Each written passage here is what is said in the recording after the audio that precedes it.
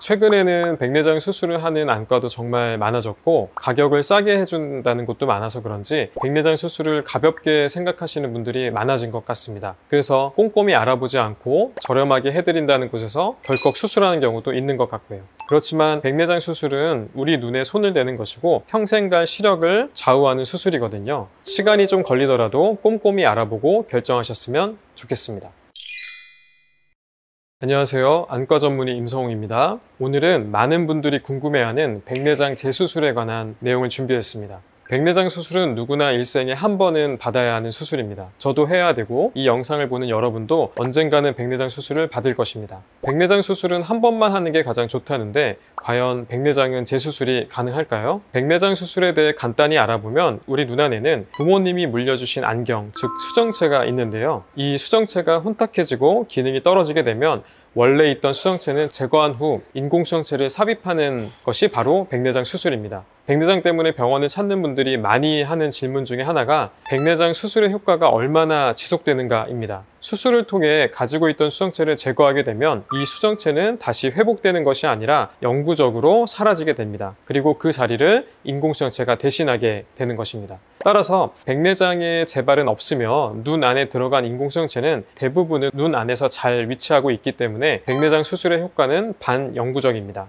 반영구적이라는 백내장 수술, 그러면 어떤 경우에 재수술이 필요한 걸까요? 첫 번째는 굴절 오차가 난 경우입니다. 수정체가 눈 안에서 유착되는 과정에서 미세한 움직임이나 기울어짐이 생기게 되고 이는 미세한 굴절 오차가 남을 수 있습니다. 두 번째는 인공수정체의 변경을 원하는 경우입니다. 다초점 인공수정체에서 단초점 혹은 단초점 인공수정체에서 다초점 인공수정체로 인공수정체의 종류를 바꿀 때 재수술이 필요합니다. 세 번째는 인공수정체의 위치 변화 또는 이탈입니다. 눈 안에 인공수정체를 지지하는 조직인 모양체 소대 또는 수정체 낭이 손상되어 위치가 변하거나 렌즈가 눈 앞이나 혹은 뒤로 떨어지는 경우가 있습니다. 이런 경우에는 백내장 재수술이 꼭 필요합니다. 백내장은 첫 수술이 굉장히 중요하고 만약 문제가 생겨서 두 번째 재수술을 한다 하더라도 결과가 안 좋거나 시력의 예후가 나빠지는 경우가 굉장히 많습니다. 우스갯소리긴 하지만 백내장 수술은 한 번만 해야 되는 수술입니다. 어떤 수술이든 한 번에 끝나지 않고 두 번, 세 번 반복되게 되면 좋은 결과를 내기는 어렵습니다. 백내장 수술이 어려운 이유는 정말 미세한 수술이기 때문입니다. 눈 안의 수정체를 통째로 제거한다고 하면 이게 이렇게 어렵지도 않을 수 있는데 눈 안의 수정체를 전체를 제거하는 것이 아니라 수정체의 가장 바깥쪽에 있는 얇은 막을 남겨놓고 안에 있는 내용물만 제거하게 됩니다.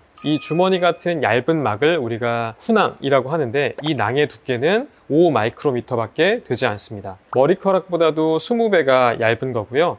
미세먼지보다도 더 작은 두께이니 낭이 얼마나 얇은지 체감되실까요? 수정체 낭의 앞은 동그랗게 구멍을 내서 열고 안에 단단한 수정체를 제거하게 됩니다. 그리고 인공수정체를 이 후낭에 위치시켜 놓습니다. 시간이 흐르면 이 인공수정체와 얇은 수정체 낭이 붙게 되고 단단히 유착되게 됩니다. 그래서 다시 인공수정체를 교체하거나 바꾸는 일이 쉽지 않고 만약 눈 안에 있는 인공수정체를 잘 교체했다고 하더라도 두 번 수술한 눈은 아무래도 다른 합병증의 확률이 올라가게 되며 더 큰 수술인 인공수정체 고정술이라던가 유리체 저체술 같은 2차적인 수술이 필요할 수도 있습니다. 시력의 예후도 나빠질 수 있다고 생각합니다. 그래도 피치 못하게 재수술을 해야 되는 경우가 있을 수 있습니다. 제가 이번부터 얘기 드릴 내용은 저희 병원에 찾아주신 재수술을 했던 사례에 대해서 좀 설명드리도록 하겠습니다. 얼마 전 저희 병원에 찾아온 분께서 이런 말씀을 해주셨어요. 다초점 인공수정체로 수술을 한다고 했는데 예상보다 수술이 굉장히 길어졌어요. 결국엔 동공이 파열됐다면서 먼저 지불했던 수술비를 환불해 주기도 하였고요. 수술은 잘 되었다는데 먼 것도 가까운 것도 보이지 않고 사물이 선명하게 보이지 않았어요. 이렇게 얘기를 해주셨어요.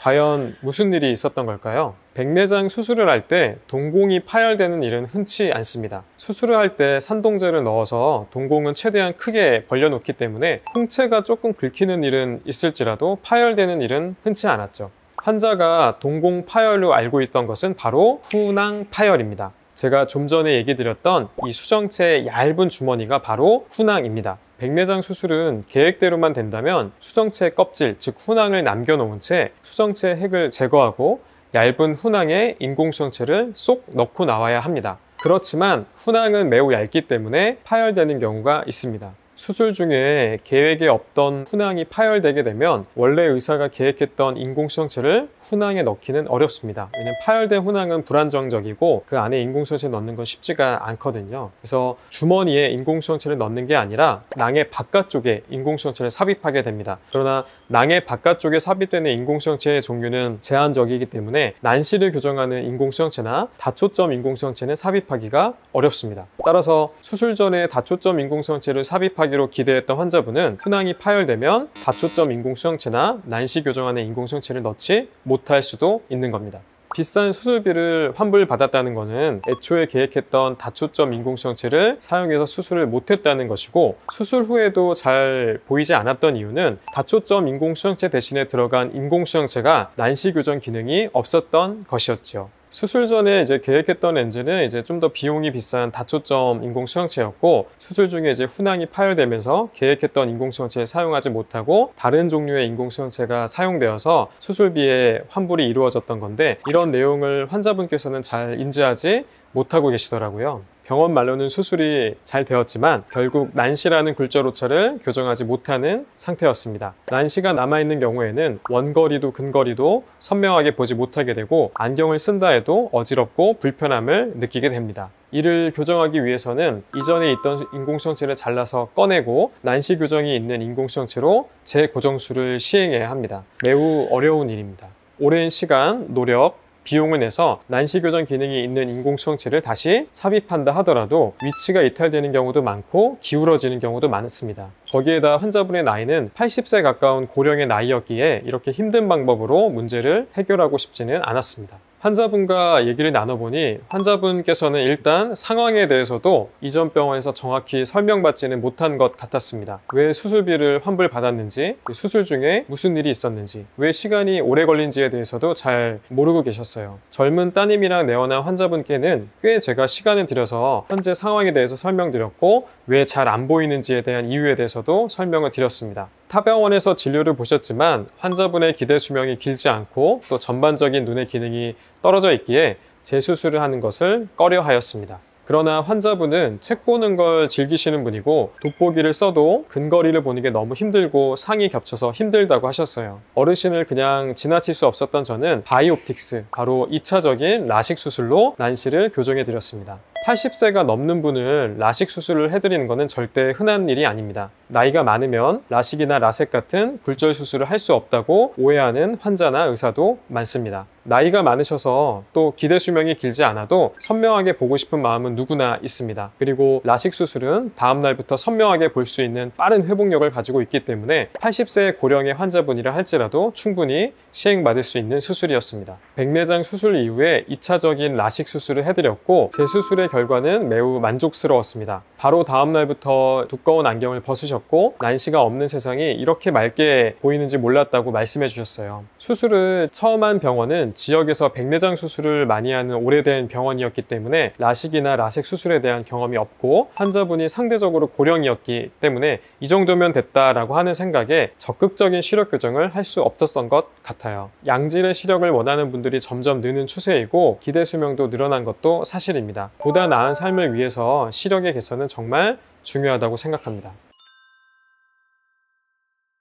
수술이 항상 계획대로 되면 좋겠지만 그렇지 않은 경우가 있습니다. 의사의 실력도 당연히 중요하지만 백내장의 정도나 눈의 구조, 그다음에 약함, 다양한 변수가 있기 때문에 백내장 수술은 어렵고 재수술이 필요한 경우도 생기게 됩니다. 또한 백내장 수술이 잘 되었다 할지라도 시력에 대해서 불만족하시는 경우도 생길 수 있습니다. 저희 같은 경우는 수술의 결과가 만족스럽지 않으면 수술의 결과가 만족스러울 때까지 무상으로 평생 AS를 해드리는 제도를 가지고 있습니다. 저희를 믿고 백내장 수술을 맡겨주신 만큼 끝까지 잘 볼 수 있게끔 해드리는 것이 저희의 도리라고 생각을 합니다. 갑작스러운 변수가 생겼다면 계획을 수정하고 재수술을 계획해서 좋은 결과를 내면 됩니다. 처음에 백내장 수술을 결정을 할 때 이렇게 재수술을 할 수 있거나 아니면 평생 책임 제도를 갖고 있는 병원을 선택하셔서 수술을 받으시면 좋은 결과를 얻을 수 있을 겁니다. 혹시 수술이 고민되시거나 수술 후 불편감이 있다면 주저없이 저희